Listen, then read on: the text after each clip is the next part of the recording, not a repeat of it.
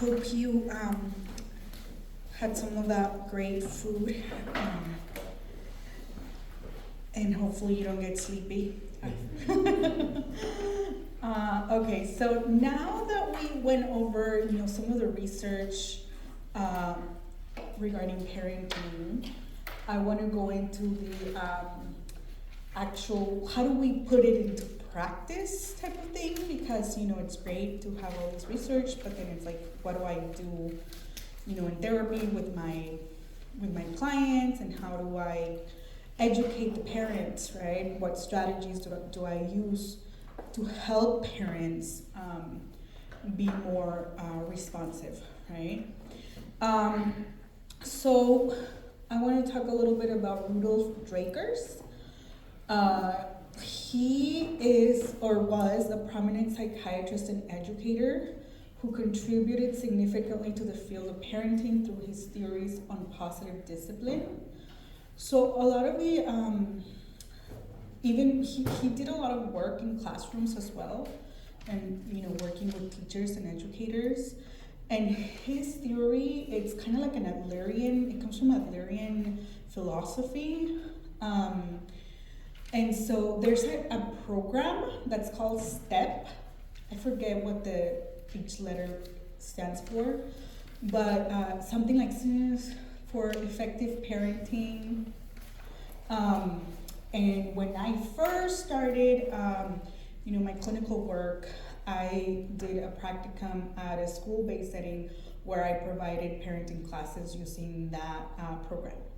So if you want to read a little bit more about it, it's still out there. It's kind of old, but even by that time, the videos that I was using were really old already.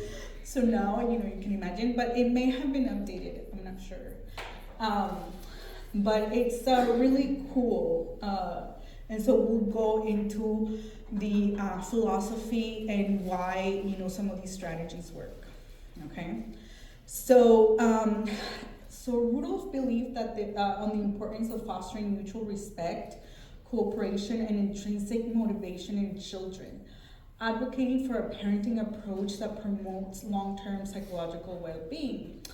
So he believed that whenever children misbehaved, that there was always a reason, right, for their misbehavior, and that it was important to understand what was the purpose of misbehaving to be able to know how to react to it or how to approach it, right? And so he called it, mistaken goals. So he thought that whenever children misbehave, that this misbehavior was driven by underlying mistaken goals, okay? And so these goals can be, there's 4 categories. So seeking undue attention, kind of wanting to have that effect where like I can affect others. I exist, right? So I want to get attention from others. Power, I want to feel powerful. I feel like I can have an effect on others. Revenge, so being angry and wanting to get revenge on the parent, and then a sense of inadequacy. And so rather than viewing misbehaviors as intentional defiance, Drakers encouraged parents to recognize it as a misguided attempt to fulfill these mistaken goals.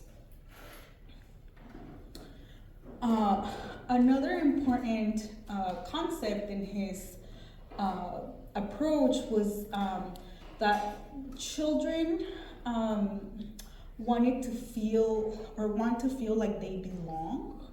They want to feel like they're part of something. So he thought that every child has a fundamental need for belonging and significance. Through positive reinforcement, acknowledgement of effort, and fostering a sense of belonging within the family, parents can nurture children's self-esteem and intrinsic motivation. He believed in democratic parenting, so advocating for a democratic parenting style characterized by mutual respect, open communication, and shared decision-making. In a democratic household, children are valued as equal members and their opinions and feelings are considered in family decisions. This approach fosters a sense of autonomy and responsibility in children while nurturing a collaborative and respectful family dynamic. And then he believed in natural and logical consequences. So instead of calling them like punishments, for example, he believed that there's always a consequence for our behavior. And natural consequences mean like, I don't know, like, okay, it's cold outside and you choose not to wear a sweater, well, you're gonna be cold, right? That's your consequence. So allowing children to learn through those natural consequences, or logical consequences, which have to do with like their misbehavior has a logical consequence. Like you're not gonna provide a consequence that has nothing to do with the misbehavior. So like say they use their phone to go into inappropriate websites, well, a logical consequence would be like taking away the phone. So instead of punitive measures, Drakers promoted the use of natural and logical consequences to teach children the impact of their actions. And then I already explained kind of what that means. So by allowing children to experience the consequences of their choices in a supportive environment, parents empower them to learn from their mistakes and develop problem-solving skills. So it's like, a lot of the times it's also about like the language you use, right? So instead of calling it punishment, you would use consequences, because, you know, like behaviorism uses a lot like the punishment and the rewards. So here, you know, they're not using that kind of language, and the perspective is a little different.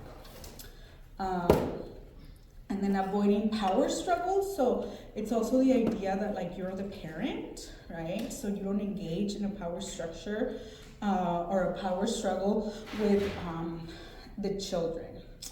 Drakers advise parents to avoid power struggles and instead focus on finding mutually satisfactory solutions to conflicts.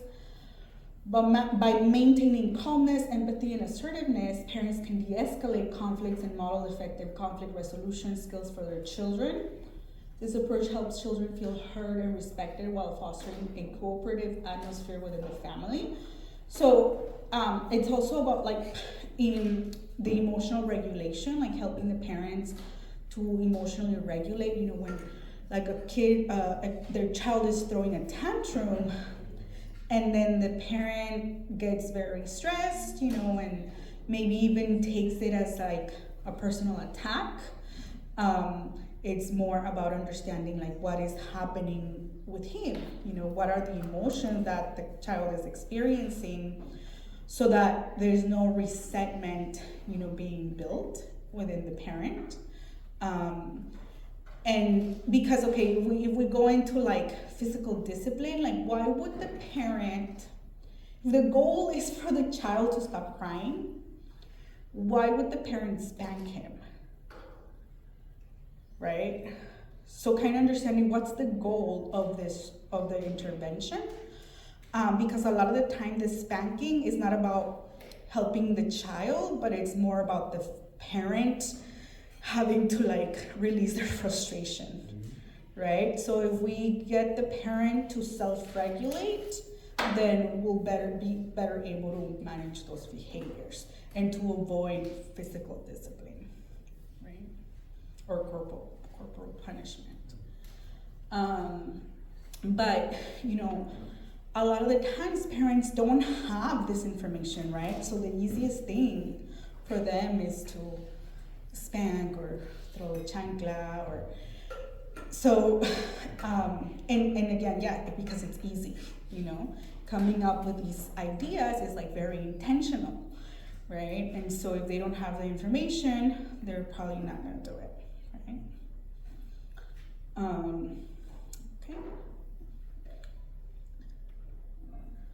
Okay, so another part of his approach is having a consistent and clear expectations And we saw that when we talked about authoritative parenting, right? Where like children need structure, they need rules, they need boundaries, they need to know the expectations. So making the rules very clear, like a lot of the parents, a lot of the times will say things like, oh, if you behave, I'll get you this, or but what does like a 3-year-old, a 4-year-old, 5-year-old, or even like a 10-year-old, what do they understand by if you behave? Like, what does that really mean, right? So making very concrete rules and expectations. So we're gonna go to the store. This is what I expect from you, right? No crying, no hitting, no. And then having those rules visible too, like in the classrooms, for example, sometimes they'll have those rules written, right? So that they're very clear and very obvious. So clear and predictable guidelines provide children with a sense of security and structure, reducing anxiety and promoting responsible behavior. So if a kid knows what to expect, right, that's gonna reduce anxiety. It's gonna, they're gonna be able to perceive a more structured environment and a safer, environment too, where they feel like there's an adult who has control, of what's going on. Okay, and then modeling positive behavior. So Drakers emphasize the importance of parental modeling. Children learn by observing their parents' behavior and attitudes towards others.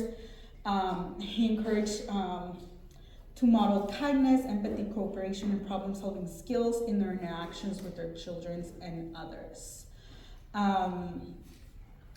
So his approach positive, so it was called positive discipline, and it offers a framework for nurturing respectful, responsible, and resilient children by understanding children's mistaken goals, providing encouragement and belonging, practicing democratic parenting, employing natural and logical consequences, avoiding power struggles, maintaining consistency, and modeling positive behavior. Parents can cultivate a supportive family environment conducive to children's social, emotional, psychological development. And so, of course, it takes work, right? Because it's not something that just happens. Like, the parent has to be insightful. It has to, in a way, be very in tune with the child's behavior. Like, what is their behavior telling me? Why are they responding like this? What's their goal of misbehavior? Right? What do they want to get from that? And so it's like, for example, they want to escape a situation, right? Or if they want attention, you would respond differently in every scenario, right? And then I had a video, but I don't know if I should show it. I just kind of wanted to show you so that we could analyze some of the behavior in the children, and so you could tell me maybe what they're doing. Hi, we're the Gronkowski family from Delray Beach, Florida.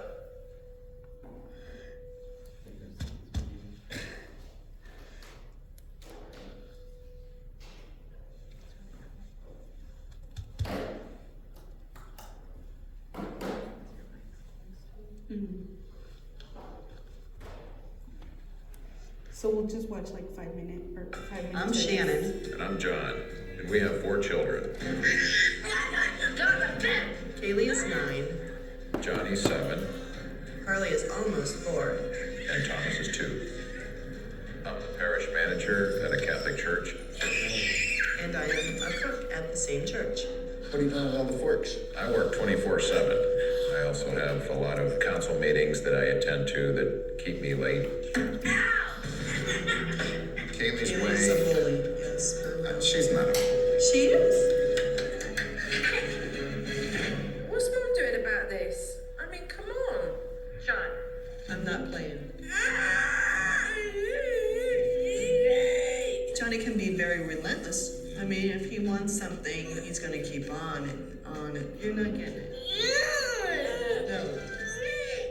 Carly Kaylee's very sneaky. Harley, what are you doing?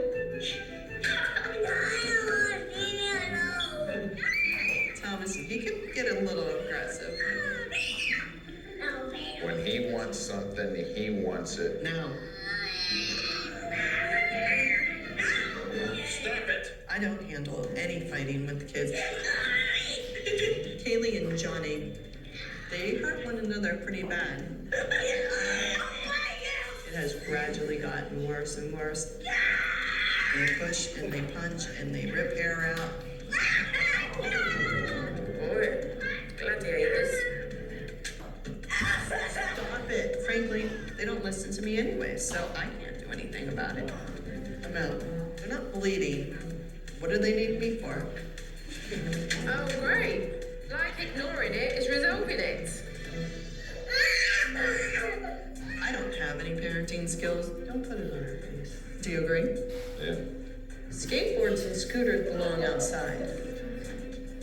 Get out of the pool. When I ask you to do something, do it.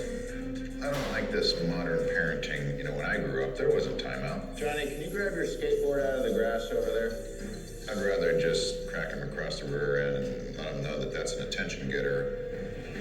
Oh dear, this man's gonna be a tough nut to crack, isn't he? Yeah, you're awesome, all right. Personally, I don't think I need Super Nanny's help. Haley, clean up your room. Do you think that I need Super Nanny? Well, Mum clearly needs my help, and Dad clearly doesn't want my help. Stop that. When it's at its worst, all I do is cry. I'll take him over there, Johnny. When you don't want your kids around anymore, it's hard. Kaylee! Super Nanny, please come help our family. Wow, this is going to be challenging. Guess I'll see them soon. Okay, what can you tell me about what's happening here with the mom? Mm-hmm. She's between permissive and uninvolved. I'm sorry? She's between permissive and uninvolved. Mm-hmm. Did she give up on it? Mm-hmm. She's feeling so powerless. Overwhelmed. Overwhelmed. Mm-hmm. And like she has no authority, right, to make changes, and just very discouraged. Yeah. So I wanted to do an activity.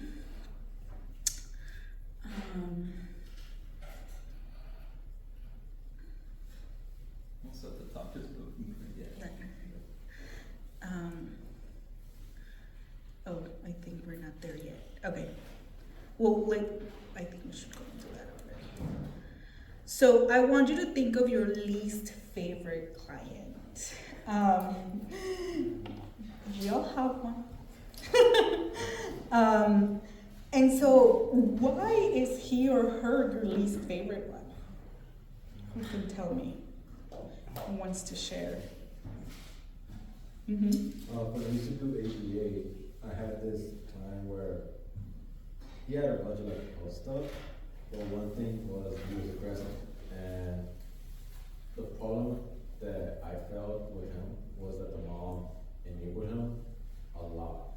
So I wasn't able to implement any like type of behavior therapy with him because the mom would be like, "Oh, I don't like that," or "Can you do something else?" And he would use his mom against me.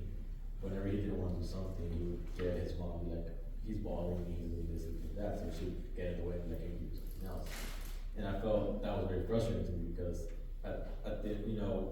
they wanted me to come to give their support and help, but the mom kept undermining me and my authority, so he used that to his advantage, and he was like, "I don't have to do what you tell me to do," you know? Mm-hmm. And it was really frustrating. And even my supervisor, he was the same way because he was still using mom against my supervisor. So it's just we never got anything done with it. So eventually the mom canceled services.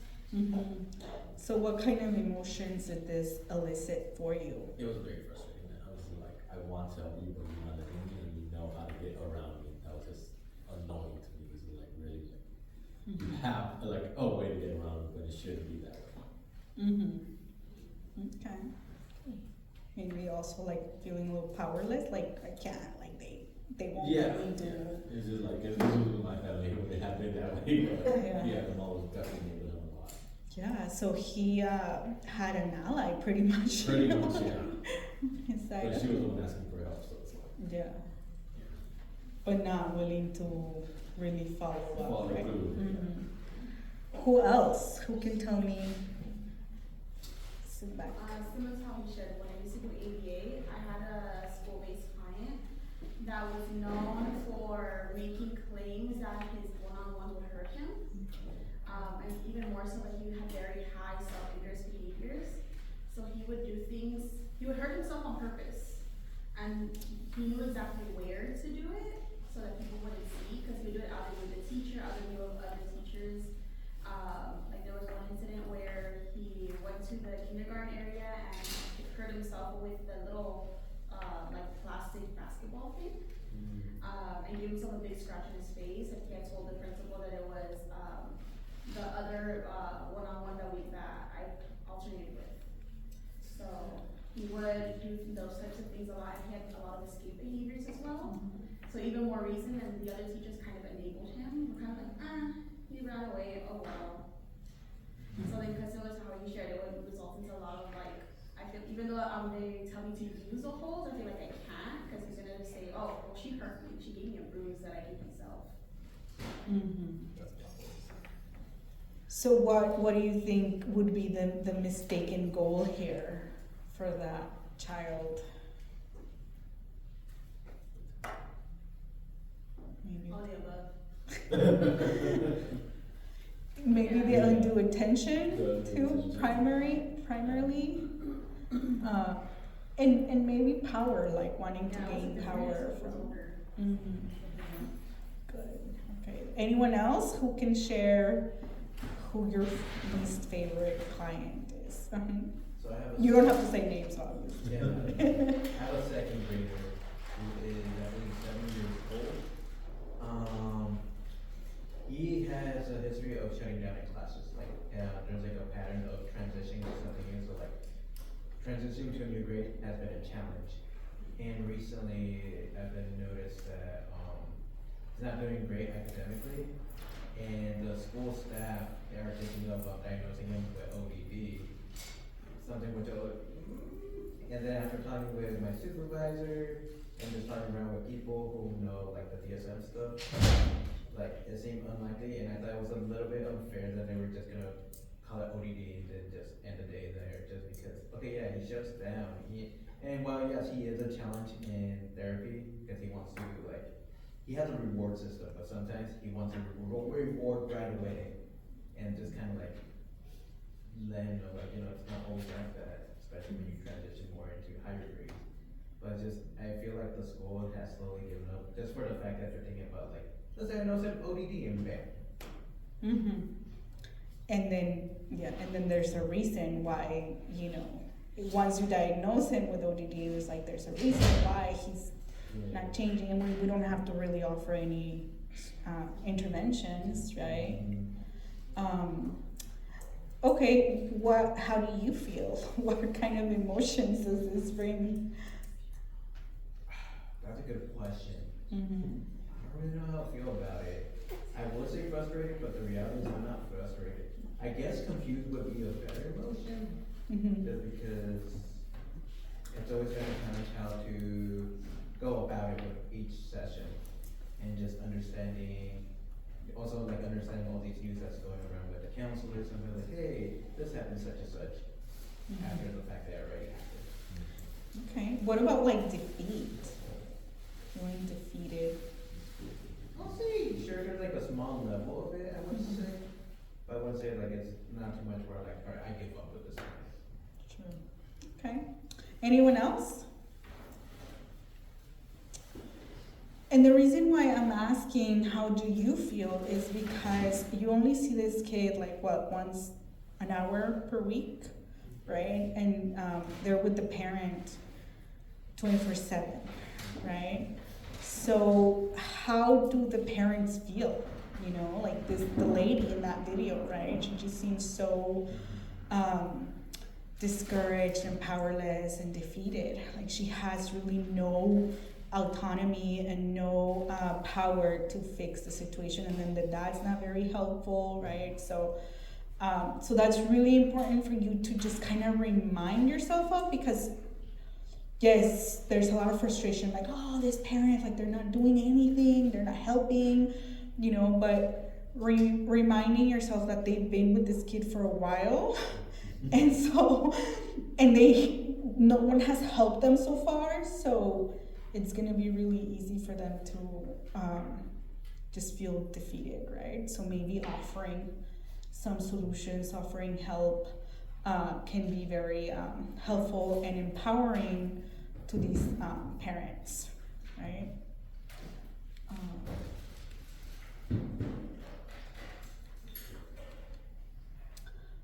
And then, so these are other techniques that Rudolph, or concepts that he employs in his approach.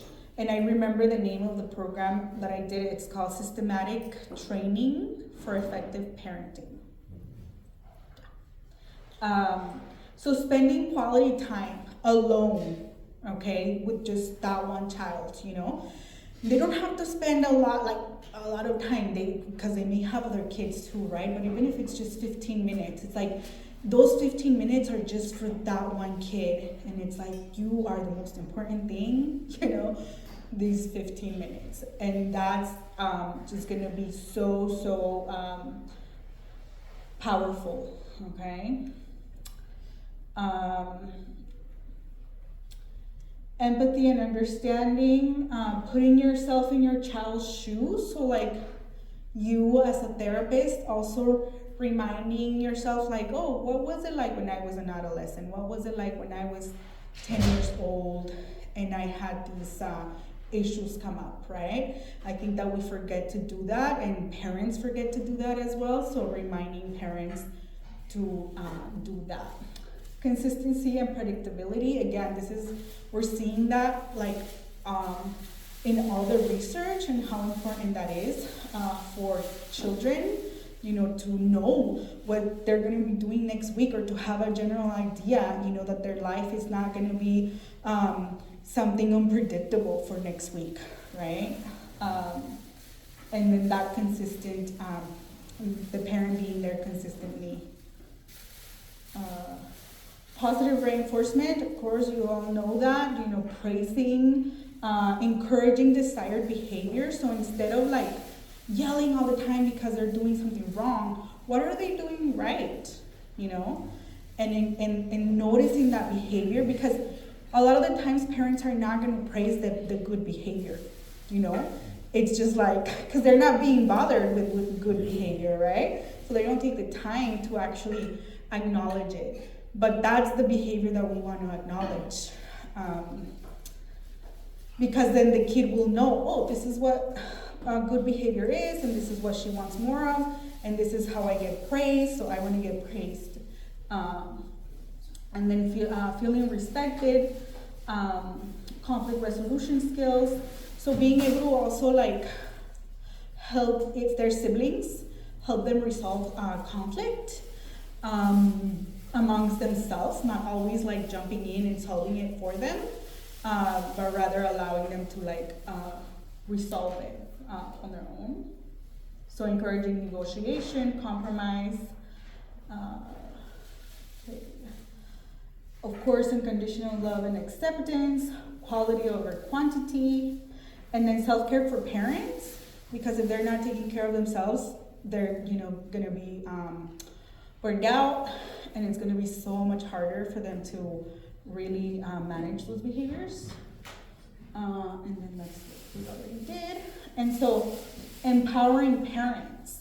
So it's very important to instill a sense of competence, to, you know, help parents regain that confidence that like they are the parent, you know, and they're the adult. And as much as they think that their child is so smart, you know, because all parents are going to say that, they're smarter than their child, okay? And so they can overcome, you know, these difficulties. And then so So being able to instill that sense of empowerment by collaborating with the parent, or finding that way to collaborate with parents that are separated, for example. So this is going to help with reducing parental stress, and again, to teach positive role modeling, resilience building, and enhanced communication. And that's it. And those are some of the references. The last one is a really cool book that I bought my brothers. I had 2 brothers last year that had babies. And it's called The Dad Factor, How Father-Baby Bonding Helps a Child for Life. And it includes a lot of the neuroscience, specifically for fathers. So, you know, when it comes to fathers, they don't get to bond with the baby in the same way as the mother does, you know, when the baby is still in the womb. So, but there's other things that they can do, right? And so that book talks about that specifically. And that's it. Yes? Have you ever heard of Parenting with Love and Logic? No. It follows, because I took a class on it like 15 years ago, and all of what you outlined is like the parenting approaches that they put, and they have a workbook. I hadn't thought about it until this. That would be really good with parents too, because it outlines those steps almost exactly. Yeah, I think they're, you know, because this is just like his kind of like theory, and then there's different programs that have been made using his theory. So it may be based on his, maybe. Yeah, it has to be, but because it's yeah. so similar. But and the workbook I just looked is like $20 on Amazon, so it would be reasonable for parents. Yeah. Charlotte, do you mind saying the name again? Parenting with Love and Logic. Oh, Parenting with Love and Logic. Okay, thank you. And they have like workshops. I think it was like an 8-week class that I did that you can sign up for. I know that the classes were a little bit more expensive, but I've also seen them at like community mental health centers for free occasionally as well. Okay, well, good. And it's a workbook, and you can use it like with the parents. Yeah. Yeah. So the one that I did, again, it's called Systemic Training for Effective Parenting, and it's like these videos that you show, you know, the parents, and then you go through like the workbook and stuff. So that's another idea. Systemic training for Effective parenting step. Okay, any questions? Any last comments?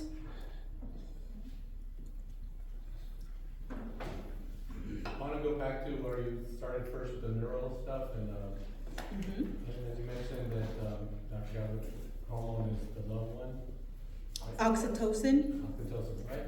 And so those persons that were deficient in that, like they didn't get the hugs, they didn't get all those different things, right? The pats on the back, you're great, all that, because they're neglected by the chaotic parent, the organic parent, the absent parent. And so that means that we have those persons that are kind of deficient in terms of they didn't get that, and so they're set up to be more. Perhaps I'm wondering if the data that we now have indicates is like those ones that are going to be more likely to get into substances, because that is what is saying I love you, I love you, I love you, right? Neurologically, I love you, gamma. They're missing that, so they need to so self-medicate or get it somehow. somehow, and maybe off the cell phone. It loves you 24 hours a day, right? So being able to see that and say, okay, but what do we do in terms of countering it to say those persons are at risk, right, for unhealthy patterns, unhealthy vices, behaviors, relationships, and countering it because we know it's very difficult for them to stop doing that, stop calling their ex, stop trying to get back with their ex, and or stop the substance, right? And then but to replace, but they still need that happening, right? To get it from someplace else and from something else that's positive in terms of, but basically my question is, where's the data now, or what are they doing in practical to say, okay, this is how we counter it, this is how we take a corrective action, right? Or is it just, that's what therapy is? All these various corrective actions where you are not just being told, but the person's like paying attention to you, right? You do exist. you know, I'm showing up for you, right?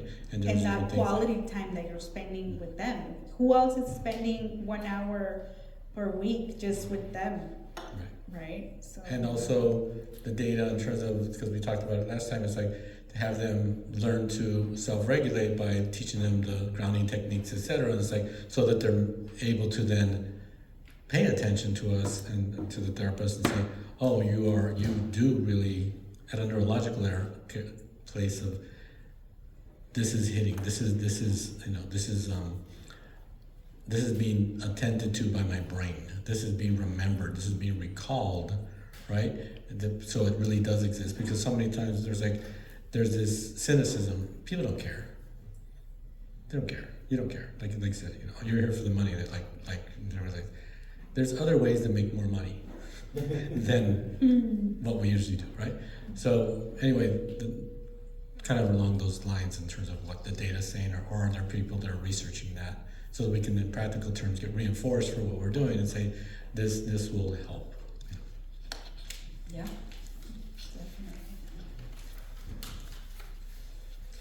Any other comments or questions for Dr. Pimentel?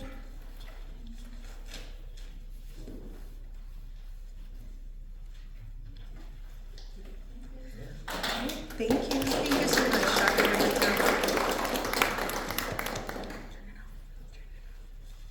Okay, so what we're going to do as a final item here on our docket is we're going to take a photo.